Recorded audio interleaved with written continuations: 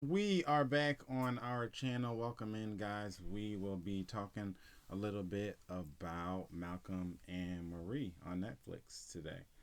Overall, what did you think? Overall, I thought Malcolm Marie was fantastic. Actually, Joe and I just had a conversation in the car ride on the way home from Vegas, and we were talking about seeing movies with black people and black representation about Mm-hmm. black things that don't got shit to do with drugs and or anything like that, Yeah, and just seeing us be in love and be upset and be hurt. And I thought that this was such a fantastic representation of history and love and disappointment all wrapped up in. I thought it was amazing. yeah, I like that. It was black people from a different POV. I like that. To your point, we're so used to these things being based around somebody being an artist or Mm-hmm. being a drug dealer or whatever. And I like that this was based around him being uh, a producer, A a writer, director, a yeah. director. Because we don't Writer, get to director, see both. that act. We're so much more than just being rappers Ghost. or ghosts or Y'all just know how I being feel about power. drug dealers or Yeah. whatever. Like we're so much more than that. That's why I like the Netflix one. I think it was Netflix one about the sommelier. Like you know what I Oh mean? yeah, yeah, Like we yeah, do a lot of yeah. different stuff. Court or uncorked or And something. so I thought that was really dope. Like seeing his perspective on what's hard for him. You know what I'm saying? Like what's a struggle for him in his industry, and his battle with critics and stuff like that. Like I thought it was interesting to see that, and as well as to see the dynamic of their relationship. I thought it was cool that you know it's one thing you learn, especially when you get into couples therapy or something like that. You learn that there most of the time there are two very different point of views or recollections of one relationship, and I thought Right. that was Or even interesting one too. moment.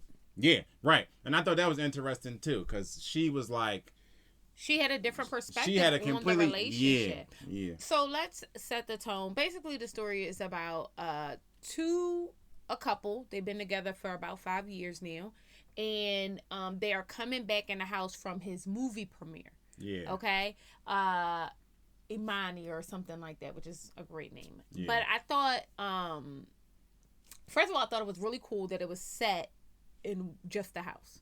yeah, Brilliant, especially because just doing a little bit of recognizance, the person who produced and directed this, Sam Levinson, does Euphoria on HBO, so does mm, her other show. yeah, But because production was shut down, he said instead of sitting around and waiting for some other shit, let's go ahead and do this one. Like, you mm-hmm. know what I mean? And then he could put out some content and still flex himself or whatever the case may be. But this story was germinated from an actual time he forgot to thank his spouse. Oh yeah, I did hear that. I And I did thought find out that that was, this was like a personal thing. but let me tell y'all something. It felt personal to me. Sometimes you say such hurtful things, but you have a real perspective. Like, you know Mm-hmm. what I mean? And I thought that they really did. I mean, I thought it was captured so beautifully. It Yeah, was wordy, but which I thought was it was the dope part monologue. about it. Yeah, like I like that part about it. It was real theatrical in that way, Theatrical. That was, yeah. and I did like the fact that um it was a you could tell it was a personal thing. Even the situation between from what I the little background that I read, the situation between him and the critic, like they said that Oh, that they was an think that he was actual. talking about somebody. I can't remember their name, but like he was actually Sam doing that. Levinson was referencing. Was talking about somebody. Yeah, Okay. yeah, See, yeah, I thought even so. There's so many to me layers to this, right? It's how creatives are seen outside of the home yeah. and how they have to show up and are seen inside of the home, Mm-hmm. right? So he has this world of critics that he essentially is at the behest of outside of his house, right? Yeah, But then he comes home and he has essentially a critic there as well about how he shows up in their relationship. And I thought I thought it was I was so proud of them both because, I was worried about him, John David. I'm not gonna lie, I was worried about both of them because I had never seen Euphoria, and I had heard about it, and I, because of what I heard about Euphoria, in the back of my mind I wanted to check it out, but just never got around to it. And with John David, I have never really loved anything that I've seen him in. I do love him, but I never loved anything. Yeah, as far as his acting chops, like I never was impressed. Like I never really thought that he did a great job. Even in shows that he was in that I like Ballers was my introduction to him, and I thought Ballers as a whole was a pretty cool show. Yeah. I didn't think he was great in Ballers though. And then we watched Tenet, and I thought, like another subpar performance. But I thought he was acting in this. I thought he should win something for this. Yeah, I thought both of them did a really good job. He outacted her though. I thought they both did a good job. No, they both did a fantastic job. Maybe I can't say that. Maybe I thought they both equally. They met each other. Impressed me. Like I was like, wow. Yeah.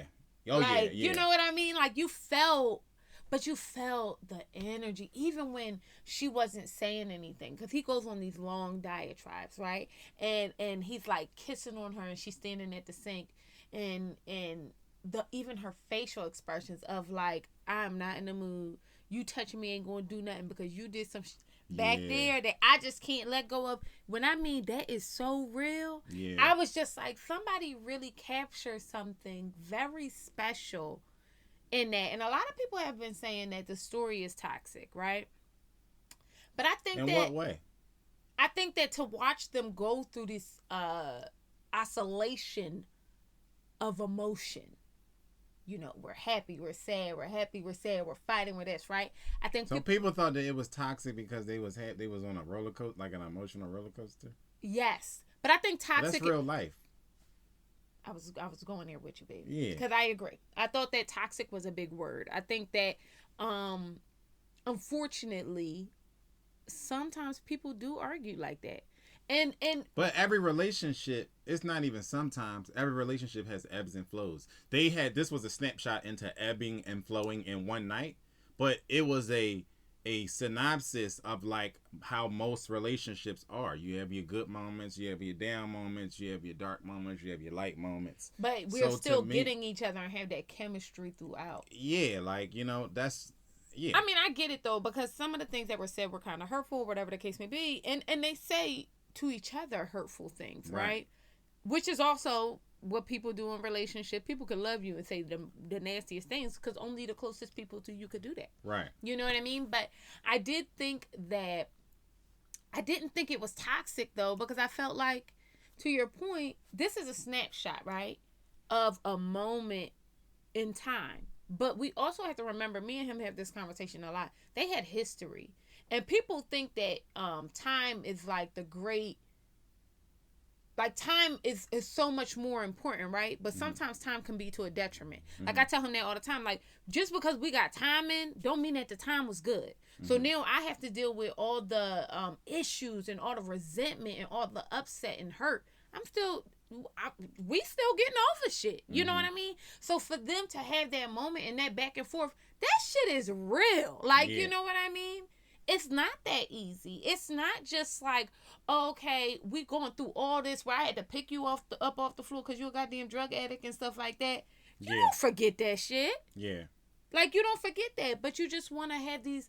But it felt so authentic. Yeah, I could see it being toxic in a way of like, we talk about not wanting to have what we call a race to the bottom, right? Mm-hmm. Like somebody hurts you and then you come back. Now that part I can say that was toxic. Like they was just trying to like, oh, you hurt me, I'm gonna hurt you more. Mm-hmm. Watch this. You know what I mean? So I could see it in that.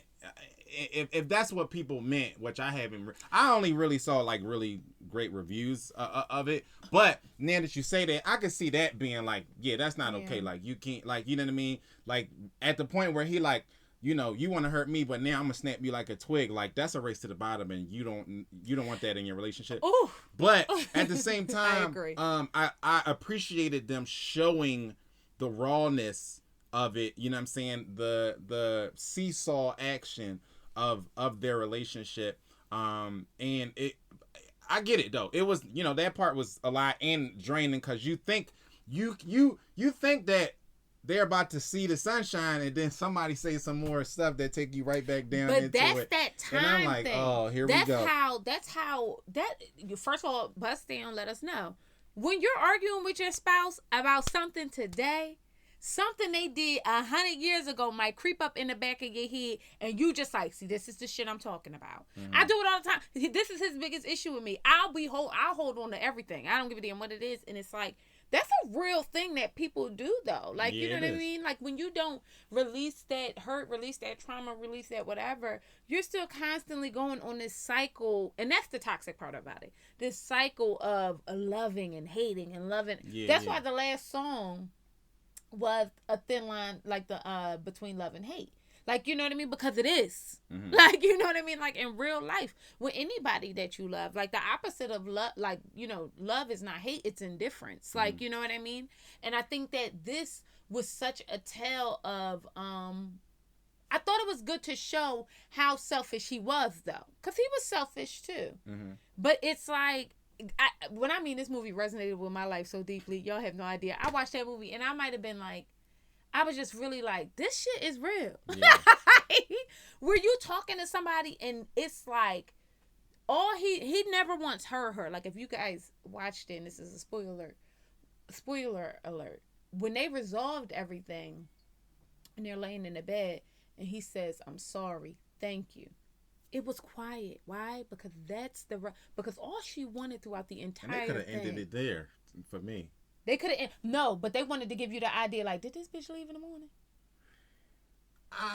Okay. You know what I mean? Because she was hurt, and she should have been hurt. They could have ended it right there. I agree. I did like the. They kept. I think it was intentional.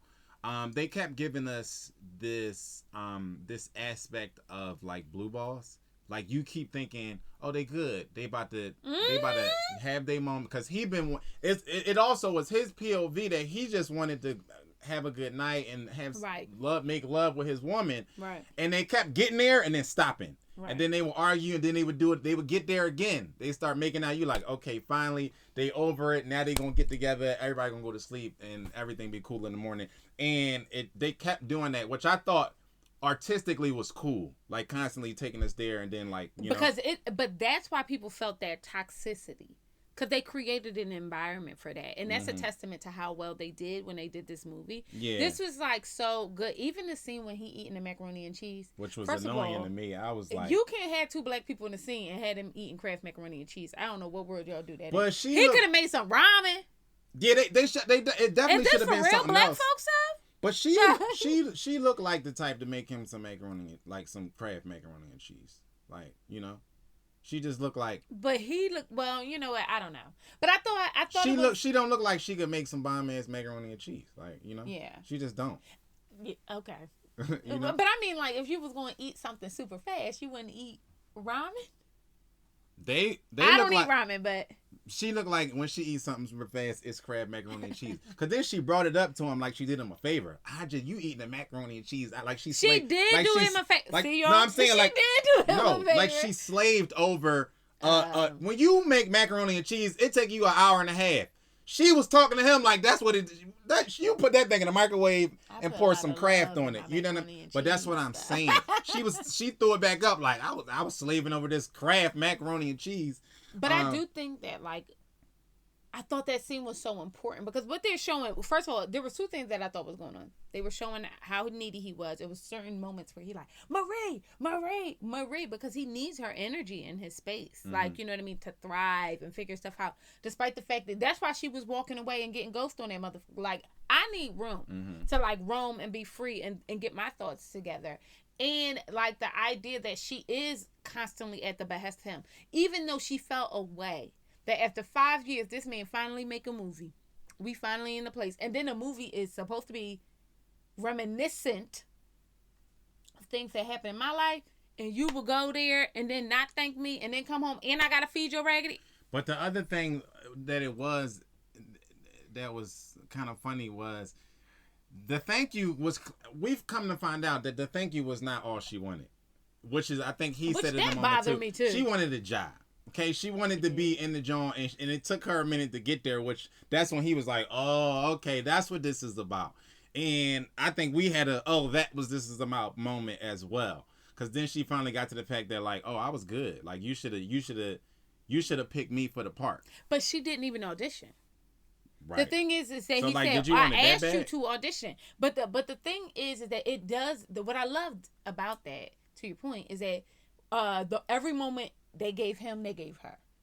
So every time you felt like she wrong, you'd be like, "Oh no, he wrong." And that was another reason why people felt like it was toxic too, because you're on this like oscillating, like the seesaw of emotions.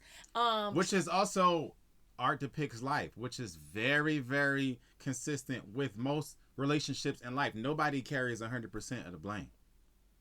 Exactly. Nobody. So it also was doing this juxtaposition of like, he handled that wrong, and then you like, oh yeah, she handled that wrong too. Right. But I just was so proud, y'all. Yeah. I really couldn't believe that people was like, I was asking people like, did you watch this? It was so well done. Well, I mean, other than it being toxic, what were people saying? Didn't like that it was so wordy. Like, because it is very theatrical, like you said earlier. It's very theatrical. But to me, that was the art of it. It's said in one scene. It's like One Night in Miami, right? Like, that was a lot of heavy dialogue and a lot, because it's 2 hours in a hotel room. Yeah. So it's not about to be. Yeah. It's got to be back and forth. The milk, the meat and potatoes have to be the dialogue. It has to be the monologues. That has to be the star of the dish, because whenever you shoot something in one scene like that, that's what it. And I thought that they did a good job delivering them.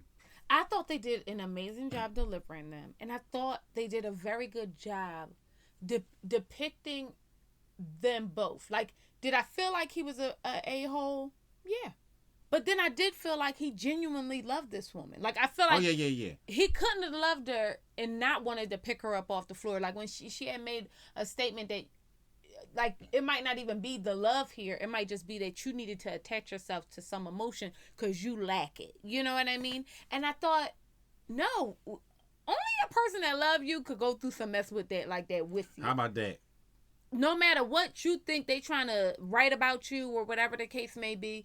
And maybe that's speaking to his selfishness or whatever, whatever. But I did feel like, girl, like, that's a big thing to give someone. And then on her side, when you're suffering from addiction and you have somebody who was there, that's why they tell you not to date and everything like that, because you'll imprint on somebody and they become your new addiction. Yeah. And then maybe that's what this is. Maybe he is now her new addiction. Right. So she is going through these ebbs and flows, these highs and these deep lows with this human being because she's addicted to them, which is also a thing as well, child. And I can write a book on that too. So that's a thing. You get addicted to people and then you got to go through like some kind of like detox and rehab just to get them up out of your system. And I thought that was just so well done. Yeah. Because is she still an addict?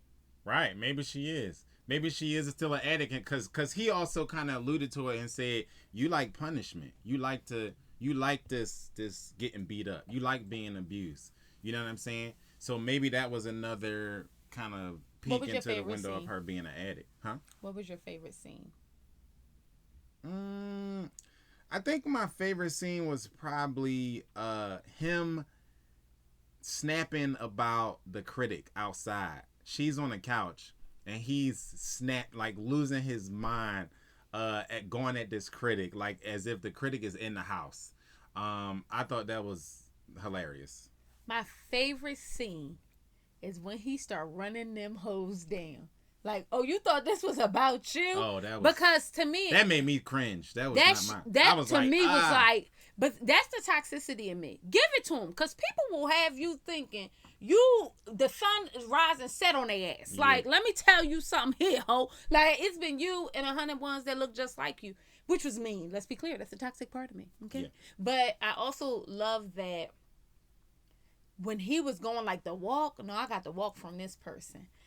This I got from that person. That scene at the hotel was from this person. But honestly, as toxic as the moment that made me very uncomfortable. That was to me. That was really, honesty. I wanted to leave my own house. You wanted to leave? It was certain, but that's how you know it's good art. Because I felt so uncomfortable. I felt like this ain't none of my business, y'all. Like what? It really wasn't none of her business either. It wasn't. So that was very awkward to me. But that's also a testament. Like, who was I talking to? I was talking to our girlfriend Sharon, and I was telling her how like sometimes I said to be the greatest athlete in the world, right? You have to be selfish. And I mean selfish with your, like, even selfish with how you dealing with your career as opposed to your family. Something coming second. You know what I mean? Whether you want it to or not. And it might be in the first few years of it, your family comes second to your sport and your life or whatever as you're building. But the reality is the most successful people are selfish as hell. You know what I mean? And we can't act like, it's a real feeling to be with somebody and they on a trajectory and feel like, are you not paying attention in this bubble? Mm-hmm. And they really the fuck not. Right. Because they got 50 million things they thinking about or whatever the case may be. So her feelings was so visceral to me. Like, that's some real stuff. When you just like, it's the little things. I'm not asking you to show up with nothing big. I'm asking you to pay attention to the small things because I recognize a big thing might take a lot out of you. And that's not what I want. All she wanted was a thank you. And a job. We got to stop saying all she wanted. That wasn't all she wanted. Just but to be all clear. she wanted was acknowledgement. And a job. That yeah, you got to take the all she wanted out of it. Say she wanted acknowledgement and a role. It's okay. She wanted acknowledgement. A role would have been nice because y'all seen when she did the little scene. It threw me off too, child. I thought, I knew she was doing it though. Yeah, no. I knew she was when she brought out the knife. I'm like, oh, she gonna show him. She gonna act him. She gonna show him the scene. Miss Zendaya, however you pronounce your name. Excuse me, I don't mean to be rude, but you did the damn thing. Yeah. I was like, okay. ooh, child. Yeah. But I just thought. I thought that was his best acting job, and watching her made me want to go check out Euphoria. Yeah. Which is why they made this. I just hope, this movie was just so fantastic to me. And it was so fantastic because I'm Joe No. I watch Boomerang on the loop. Okay? Mm-hmm. I like the greats. They're gonna play Waiting to Exhale at my funeral. All right? And like I just love watching these good I like the good black classics. You know what I mean? Like, just stuff that make you, like, your heart feel warm. Even in the, like, saddest parts. You just get it. You feel seen. And I feel like that's what this was. Even them speaking about his struggle. He'd speak about everything being black this, black that. Or it being political, or whatever the case may be. And she like, you didn't even grow up like that. Like, your family is privileged. You probably got more privilege than her ass. And I thought that's also a real perspective, too. Because you do come across, black people who have a different experience. Yeah. Mm-hmm. A different experience. And I thought that it was really good to show that these two black people have been in spaces where you would think, just based off her aesthetic, she may have lived a much different life than he did, or he wouldn't have lived the life that he had. So it just was, I'm so proud. The only thing I didn't love was it being in black and white the whole time. But then when we got to the end, I appreciated it for its artistic value. But then I kind of wanted, I was doing too much in my head. Okay. Because then I kind of wanted, when they woke up in the morning, to be color. But then that was just me just doing too much as a creative. I thought the black and white was, I thought the black and white, I think the black and white was meant to make you pay attention. Because without all the color, right, you don't get all the color of the scene. So all you have to get to make you pay attention to the script, to the that's work, what I'm saying, to the meat and potato, which that's exactly that's what I was saying about people saying it was wordy. Like right. The words was the star of the show. Because we didn't see anything else to pay attention to grab our attention. You weren't supposed to. You weren't supposed to. And that's why I said I appreciated the black and white, the artistic value of it, because I got that as well. Like I want you to focus on this.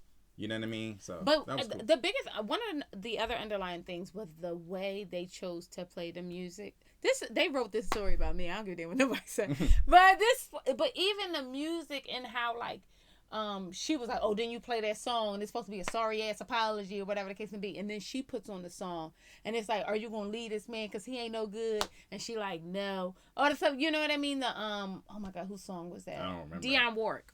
Oh, okay. The Dionne Warwick song. But that was such a major part and theme throughout the story was these songs that they were playing, which I hope they have like a little like playlist, like a Malcolm and Marie playlist. Well, it was only or like something 4 like of that. them, so. It was, yeah, 4 or 5, right? Because the ending was the 5th one. Maybe. It was the one he played as soon as only he a came in the couple of house because he was excited. Yeah. And then they argued, and then they played another one. But it was also to set the tone of us moving throughout the story. Yeah, and I which thought was that cool, that was yeah. really cool too.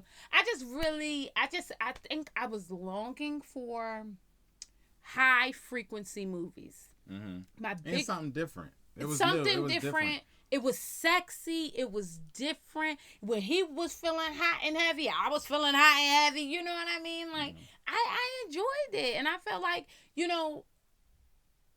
my biggest issue is low frequency. I can't do anything low frequency. Like, if black people are marginalized or whatever the case may be, I can't do it, right? Because I've seen a lot of films.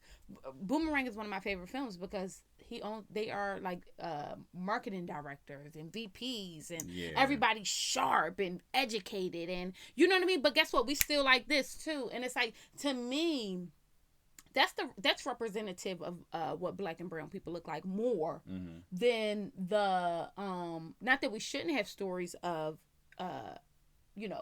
us being addicted to things or whatever the case may be, or selling drugs or whatever we have to do to survive. Not that we shouldn't have stories of that. I just feel like right now that's kind of dominating. Yeah, it is. Our content, and I thought but we had this conversation. It's funny, this past weekend coming back from Vegas. I think that's dominating because that's what the gatekeepers are pushing the button on. So that's the stuff that we see. But people are making stuff like this. You know what I'm saying? And he's like white. This is getting, huh? Sam Levinson is white.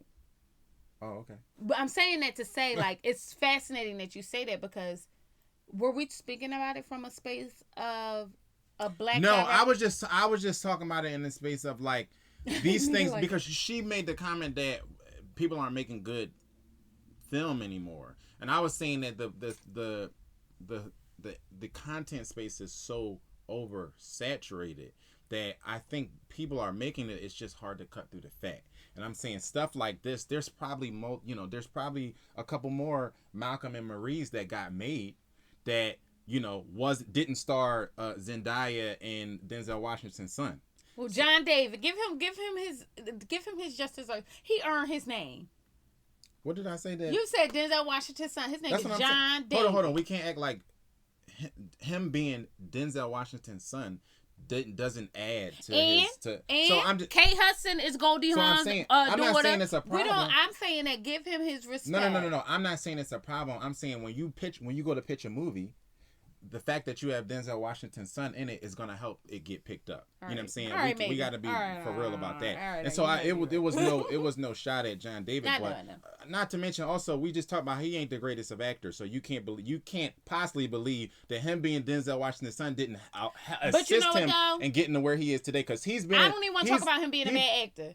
I'm not saying he's just not great. He's just not great. Not a bad actor. He's getting it. But he's gotten himself in some positions that I'm sure him being Denzel Washington's son helped him in that. I don't have a problem with that, because the other side participates in nepotism all the time. My point is that that somebody is making this movie that doesn't have Denzel Washington's son attached to it. That doesn't have Zendaya attached to it. That's my point. And then it's harder to cut through the fat. And so I appreciate seeing this, because I was making a point this weekend that these type of things are getting made. It's good stuff getting made out here. It just got to cut through the fat. Well, I thought this was absolutely positively fantastic. Yeah. So what would you rate it? Out of 5 stars. Oh, out of 5 stars, I would rate it a 4. 4 stars. Okay, why not a full 5?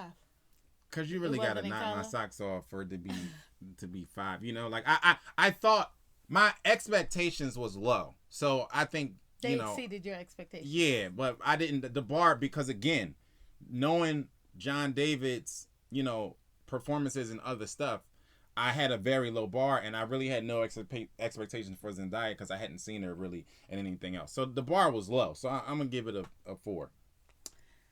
Okay. Well, I thought I'm gonna give it a 4.7, which is really, really, really good. It was almost perfect to me.